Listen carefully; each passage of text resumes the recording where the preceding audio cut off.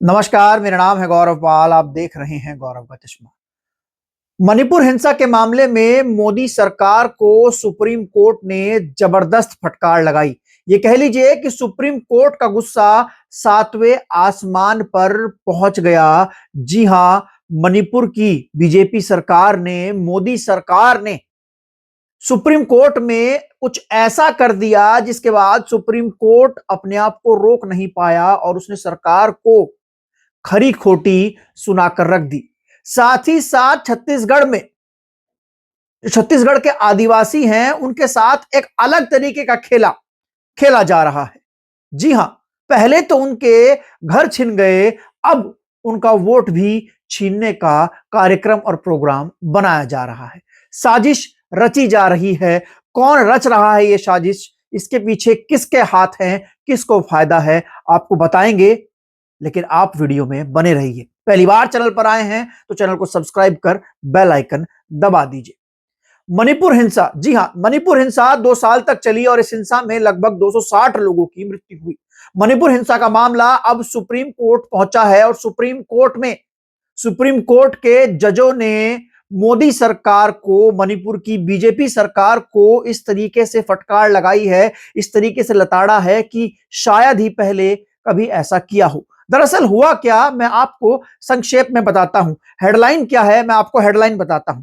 Supreme court ने सरकार से पूछा, मणिपुर टेप्स की पूरी क्लिप फॉरेंसिक जांच के लिए क्यों नहीं भेजी गई। जी हां, दरअसल मामला मणिपुर टेप्स का है, मणिपुर की क्लिप्स का है। मणिपुर हिंसा से जुड़ी कुछ टेप्स, कुछ क्लिप्स ऐसी हैं जो सुप्रीम कोर्ट में पहुंची हैं। ये टेप्स और क्लिप्स मणिपुर के पूर्व मुख्यमंत्री एन बीरेन सिंह की हैं, जो कि बीजेपी के मुख्यमंत्री थे, जिन्होंने इस हिंसा के दौरान लंबे समय तक वो मुख्यमंत्री बने रहे। उन्होंने हिंसा को रोकने के लिए वो कुछ नहीं कर पाए, लेकिन बाद में उन्होंने इस्तीफा दे दिया।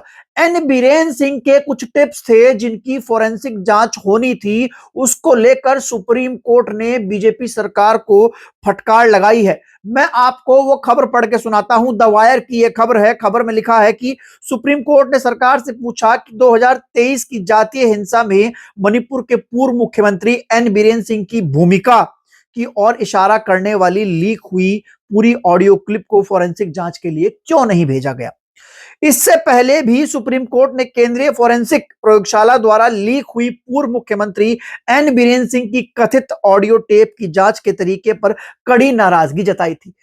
देखिए दोस्तों कि एन बीरेन सिंह जो हैं, जो कि पूर्व मुख्यमंत्री रह चुके हैं, मणिपुर के बीजेपी के ये मुख्यमंत्री हैं और मणिपुर हिंसा को बीजेपी रोकने में नाकामयाब रही थी। वहां पर कुकी और मैती जो 2 समुदाय थे, उनके बीच खूनी हिंसा जो है वो कई दिन तक चलती रही थी। ऐसे में एन बीरेन सिंह की भूमिका को लेकर सवाल उठाए जा रहे थे। कुछ ऑडियो, कुछ टेप्स ऐसे थे एन बीरेन सिंह के जो कि सोशल मीडिया पर लीक्स हुए थे और उन भी टेप्स के भीतर कुछ ऐसा था जो कि बहुत ही चौंकाने वाला, बहुत ही सनसनी करने वाला था और संदिग्ध सवाल उठा रहा था सरकार और बीरेन सिंह की भूमिका पर। ऐसे में सुप्रीम कोर्ट ने आदेश दिया कि इन टेप्स का, इन क्लिप्स की फोरेंसिक जांच होनी चाहिए। लेकिन जब फोरेंसिक जांच के लिए ये टेप्स भेजे गए वहां की जो जांच एजेंसियां हैं उनके द्वारा, मणिपुर की जांच एजेंसियों के द्वारा, तो उन्होंने इसके छोटे छोटे हिस्से काट कर, अल्टर करके सिलेक्टेड पार्ट को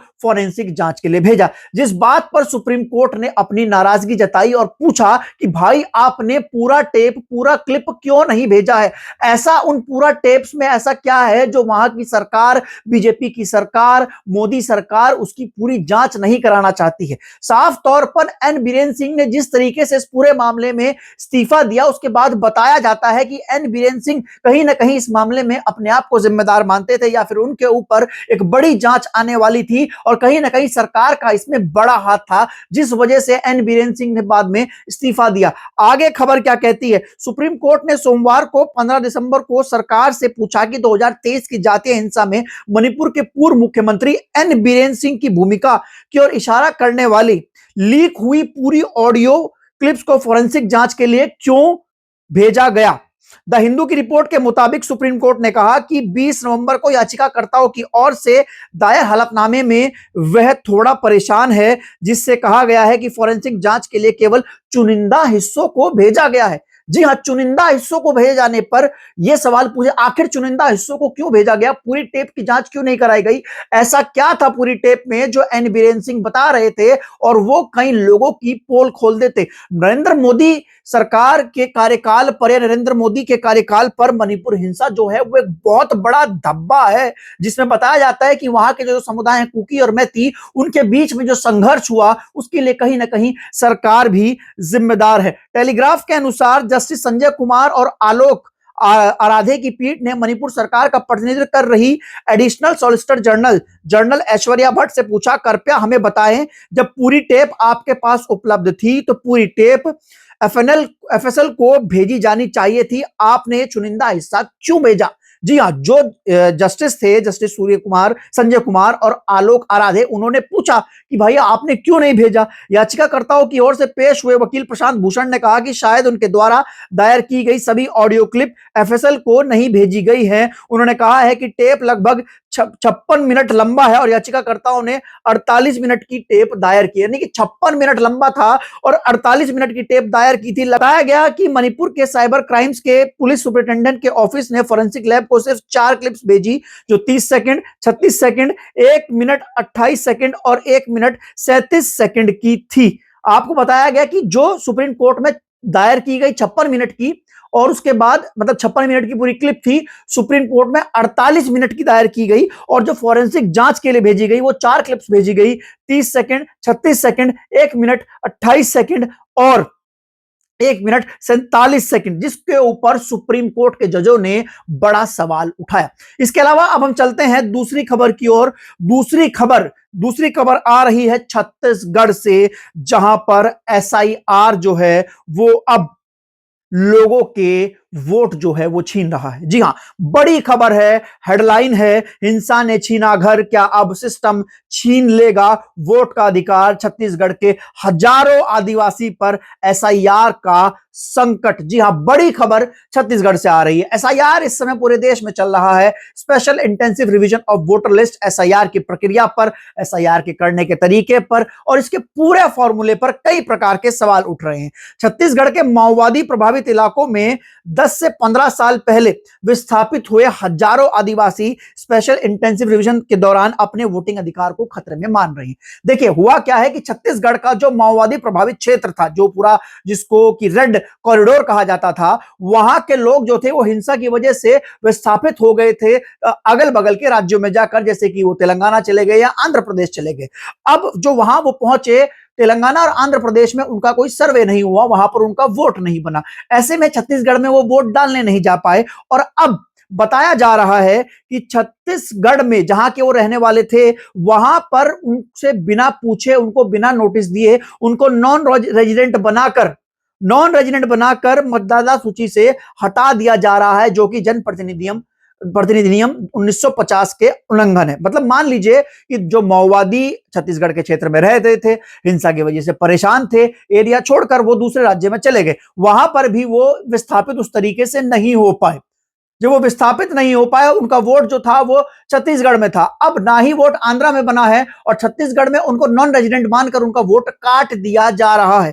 बड़ा सवाल यह है कि क्या जिसमें एक खबर जो बताती है कि छत्तीसगढ़ के माओवादी प्रभावित इलाकों में विस्थापित हजारों आदिवासी इस समय अपने वोटिंग अधिकार को खोने के खतरे का सामना कर रहे हैं और नॉन रेजिडेंट बताकर उनके नाम जो है वो हटाए जा रहे हैं। एक रिपोर्ट जो है इसमें भेजी गई है चुनाव आयोग को, शिकायत में बताया गया है कि करीब 10 से 15 साल पहले हिंसा के कारण छत्तीसगढ़ छोड़कर तेलंगाना और आंध्र प्रदेश में बस गए थे ये लोग। सुरक्षा रोजी रोटी की वजह से उनका वहां रहना मजबूरी था, लेकिन प्रशासन ने कभी इनके विस्थापन का सही सर्वे नहीं किया। मतलब जहां पर ये रह रहे थे या जहां से ये आए थे, वहां दोनों के प्रशासन ने कभी इनका सही सर्वे नहीं किया। ये वहां से उठकर, जैसे मैं बताऊं ना कि आपको, आदिवासी क्षेत्रों की बड़ी संख्या में लोग जो हैं वहां से आकर बड़े शहरों में रहने लगते हैं, झुग्गी झोपड़ी बनाकर वहां पर रहने लगते हैं। ऐसे में में उन शहरों में, दिल्ली में या फिर हैदराबाद में, मुंबई में, उन शहरों में उनको वोट डालने का अधिकार नहीं मिलता।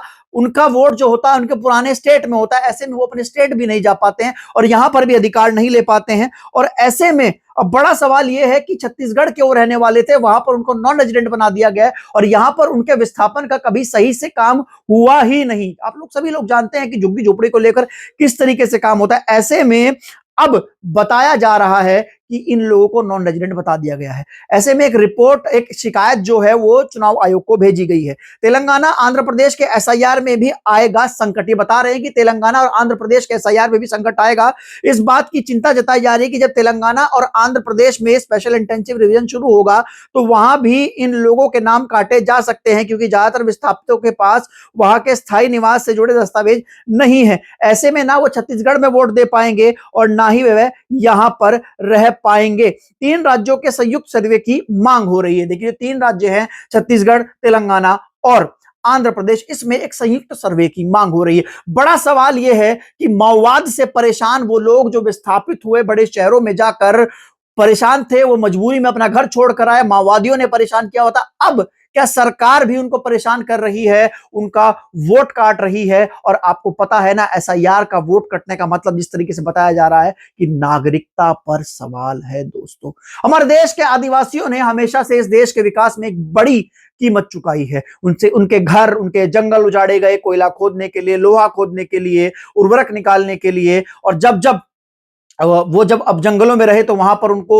नक्सलवादियों ने, माओवादियों ने परेशान किया। वो हमेशा पिसते रहे सुरक्षा कर्मियों और माओवादियों के बीच में। ऐसे में जब वो छोड़कर बाहर आए तब भी उनको नहीं पूछा जा रहा है। ये दोनों खबर आपको कैसी लगी हमें लिखकर बता सकते हैं। चैनल को सब्सक्राइब कर बेल आइकन दबा सकते हैं। तब तक के लिए चलते हैं, फिर मिलेंगे दूसरे वीडियो में। धन्यवाद, नमस्कार।